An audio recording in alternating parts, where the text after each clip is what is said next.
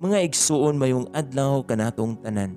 Karon adlaw na usab nga Biyernes, pitsa 24 sa bulan sa Marso sa tuig 2023. Ug karon aniya na usab kita sa ikaupat nga semana sa Kwaresma. Sa ngalan samahan, sa Anak o sa Espiritu Santo. Amen.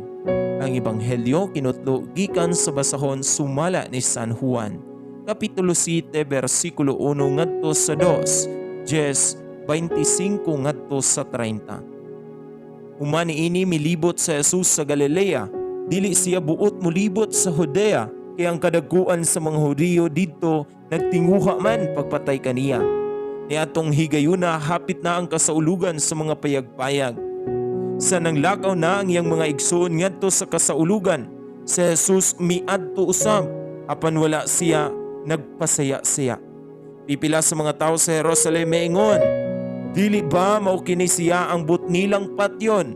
Tan-awa, nagsulti siya atubangan sa kadaghanan, apan walay nagsulti bisag unsa batok kaniya.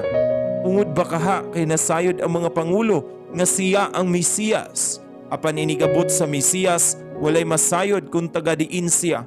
Apan kitang tanan, nasayod tagadiin kining tawhana.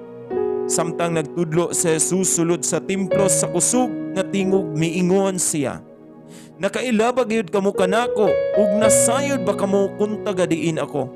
Wala ako moanhi sa akong kaugalingong pagbuot.